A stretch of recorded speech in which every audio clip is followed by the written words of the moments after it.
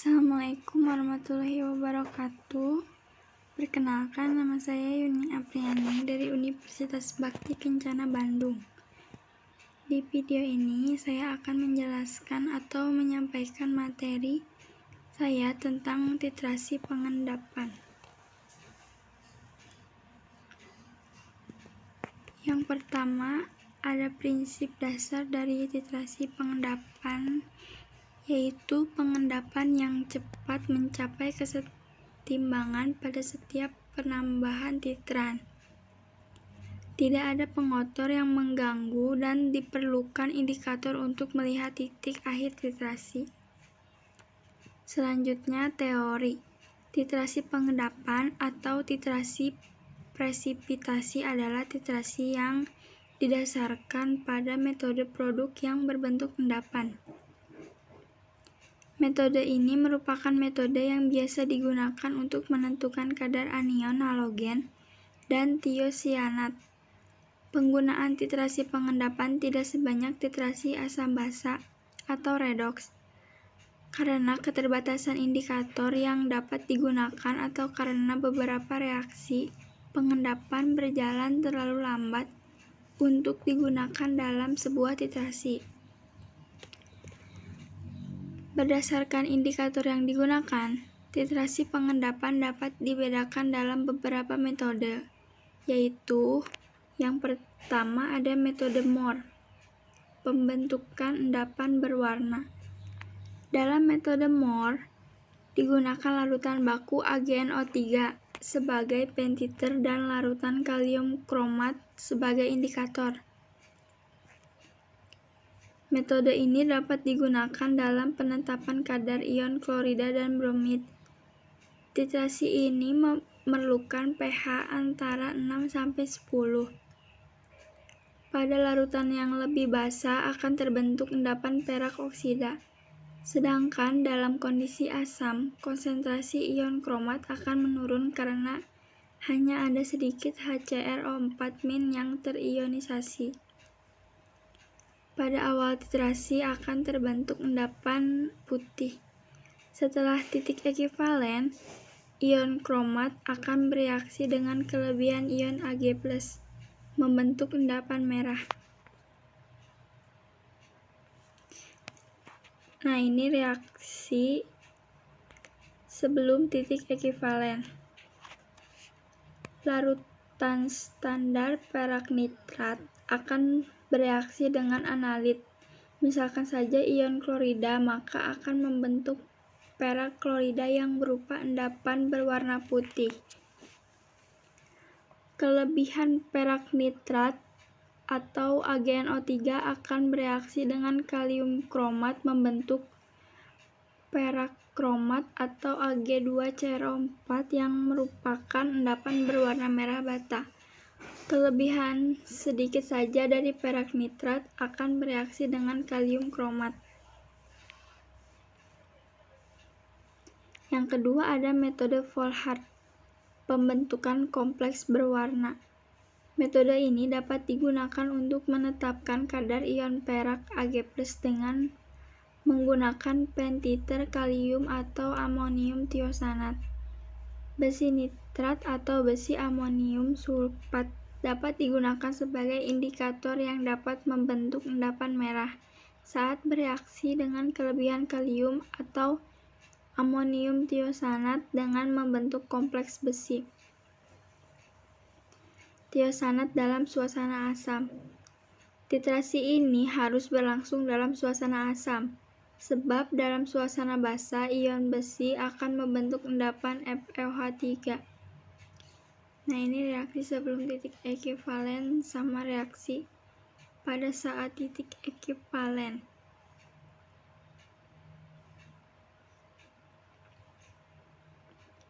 Metode ini secara luas digunakan dalam penetapan kadar ion perak dan klorida.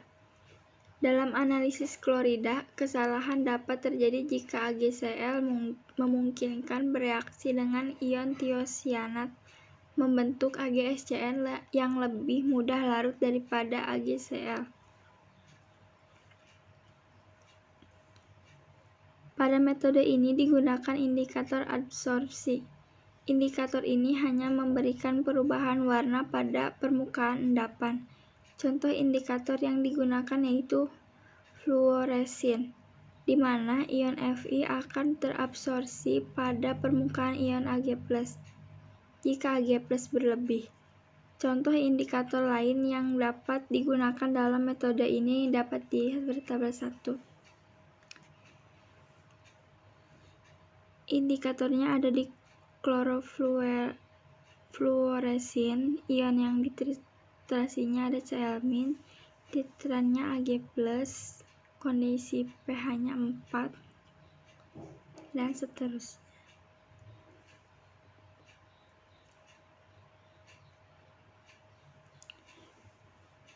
Yang keempat ada metode Liebig. Pada metode ini tidak diperlukan adanya indikator. Titik akhir titrasi ditentukan berdasarkan kekeruhan larutan. Dalam titrasi pengendapan, pembentukan endapan yang sempurna sangat penting, sehingga perlu diperhatikan faktor-faktor yang mempengaruhi kelarutan, yaitu suhu. Yang pertama ada suhu. Kebanyakan garam anorganik kelarutannya akan meningkat seiring meningkatnya suhu. Yang kedua ada pelarut. Garam-garam anorganik lebih dapat larut dalam pelarut air daripada garam dalam pelarut organik. Yang ketiga ada efek ion sekutu. Senyawa yang mudah mengendap umumnya akan lebih dapat larut dalam air murni dibandingkan dalam sebuah larutan yang mengandung satu dari ion-ion endapan. Selanjutnya, efek aktivitas. Suatu endapan dapat menunjukkan peningkatan kelarutan dalam larutan-larutan yang mengandung ion-ion yang tidak bereaksi secara kimiawi dengan ion-ion dalam endapan. Efek ini sering disebut sebagai efek ion aneka, efek garam netral, atau efek aktivitas. Selanjutnya ada efek pH. Kelarutan garam asam lemah sangat tergantung pada pH larutan. Ini video dari contoh kasus titrasi pengendapan.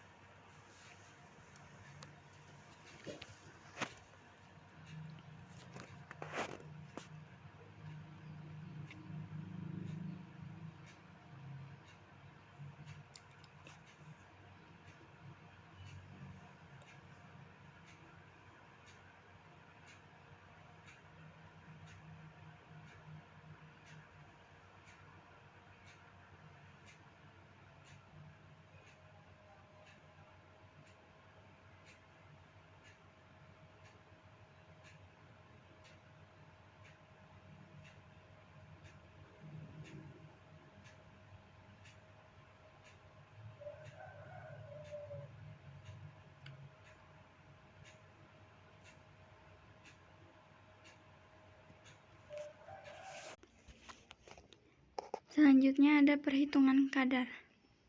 Contoh soal dan perhitungan kadar dalam titrasi pengendapan. Nomor 1. Jelaskan perhitungan dan cara pembuatan larutan baku AgNO3 0,1 m sebanyak 1000 ml. BmAgNO3 169,87. Nomor 2. Jelaskan perhitungan dan cara pembuatan larutan KMNO4 0,1 m. Jawaban nomor 1. Diketahui larutan baku AgNO3 0,1 m 1000 ml. BmAgNO3 sama dengan 169,87. N sama dengan gram per mr kali valensi. 0,1 N sama dengan gram kali 1 per 169,87 gram per mol kali 1 liter. Jadi gram sama dengan 0,1 N dikali 169 dikali 169,87 gram per mol dikali 1 liter. Jadi jawabannya 16,987 gram AgNO3. Cara pembuatannya. Timbang AgNO3 sebanyak 16,98 gram, masukkan ke dalam beker gelas 1000 ml, tambahkan Aquades, pindahkan larutan ke dalam labu ukur 1000 ml, tambahkan Aquades sampai tanda batas, aduk hingga homogen, simpan dalam botol Regen dan beri label. Yang nomor 2, diketahui larutan KMNO4 0,1 m, BmKMNO4 sama dengan 158,034 gram per mol, valensinya 5, N sama dengan gram per Bm kali V kali 2, 0,1 N sama dengan gram per 158,034 kali 1 kali 5. Jadi gram sama dengan 158,034 gram per mol dikali 1 liter dikali 0,1 N dibagi 5. Jawabannya jadi 3,1606 gram KMNO4. Cara pembuatannya. Timbang dengan tepat KMNO4 sebanyak 3,1606, masukkan ke dalam beker gelas 1000 ml, tambahkan Aquades, add 1000 ml, aduk hingga larut, panaskan larutan hingga mendidih, dinginkan pada suhu kamar, kemudian saring dengan crossgauge, simpan dalam wadah coklat atau gelap dan beri label.